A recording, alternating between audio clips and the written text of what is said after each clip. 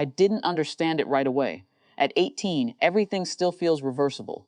Even moments that should define something permanent get softened by the assumption that there's more coming, that things will balance out later. My sister's birthday was loud. Not extravagant in a showy way, but deliberate. My parents had planned it carefully. Family, friends, speeches, that kind of thing. At some point in the evening, my father stood up and handed her a folder. Everyone knew what it was before she opened it. There was applause when she smiled. Relief, almost, like something expected had been delivered properly. 2 years later, when I turned 18, there wasn't a gathering, just dinner at home. My mom disappeared into the hallway after we ate and came back holding an old suitcase, the kind we used when we traveled years ago. She placed it on the table in front of me.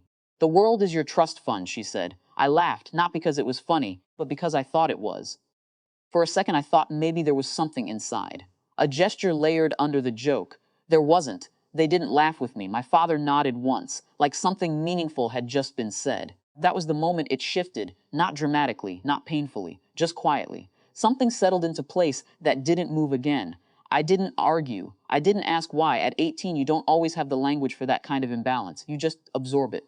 The suitcase stayed in my room for a while. Nat Perry. I took it with me when I moved out. Not out of sentiment. It was just practical. The first few years were uneven. Jobs that didn't last. Apartments that weren't meant to. I told myself it was normal. That everyone struggled at the beginning. That this was what they meant. Freedom, opportunity. But there's a difference between choosing instability and being handed it.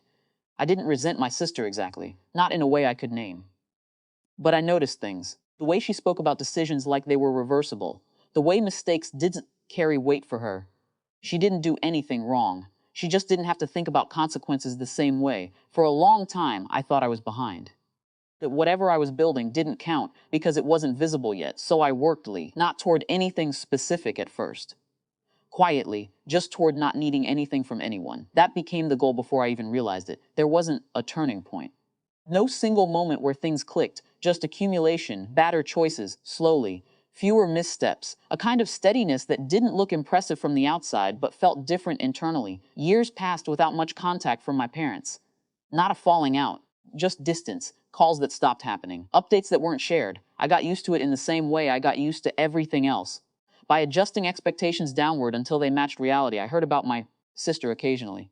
Trips, changes, new plans. Then fewer updates, then none. I didn't ask. By the time I was 34, my life didn't look like much from the outside. No dramatic success, no obvious markers, but it was stable, consistent. Mine, the suitcase, was still with me, though I barely noticed it anymore. It had become just another object in the room. I kept documents in it now. Important things. Not because it meant anything, but because it was there. My phone rang one afternoon. I didn't recognize the number at first. Then I did. I let it ring once more than I needed to before answering. "Hello?" There was a pause on the other end, just long enough to register. "It's Mom." Her voice hadn't changed, just the context around it. We didn't do small talk. She moved quickly, like she had already decided what this call was for. "We heard you've done well," she said. I didn't respond, not because I was withholding, but because I wasn't sure what that meant to her. "She's having a hard time," my mom continued. She didn't say my sister's name. She didn't need to. "It's complicated." The same word she used years ago. I noticed that. "We thought maybe you could help," she said. There it was, not framed as a question. Exactly. More like an assumption. I sat down while she spoke, the room suddenly feeling more defined around me. "What kind of help?" I asked. Another pause. "Financial," she said finally. Of course. I looked across the room without really seeing anything. The suitcase was in the corner, closed. For a moment, I thought about explaining something.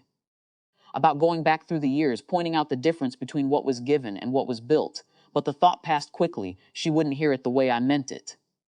"You told me something once," I said instead. She didn't interrupt. "The world is your trust fund." Silence. I wasn't repeating it to be clever, just to place it back where it came from. "I took that seriously," I added. Another pause, longer this time. "That's not what we meant," she said. It wasn't defensive. "Just inconvenient." I nodded, even though she couldn't see me. "I know," I said. That was the closest I got to acknowledging anything. She waited, maybe for me to offer something. A number, a condition. I didn't. "I can't help," I said. Not harsh, not apologetic. Just clear. Her exhale was quiet, but it carried something. Disappointment, maybe. Or surprise that the outcome wasn't what she expected.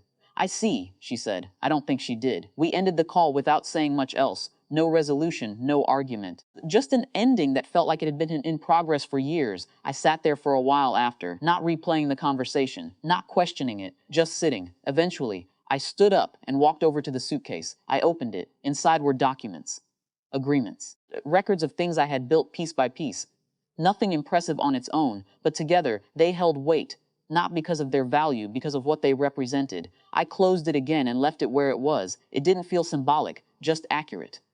The world hadn't been a trust fund. It had been something else entirely. And, for the first time, that difference didn't feel like a lack.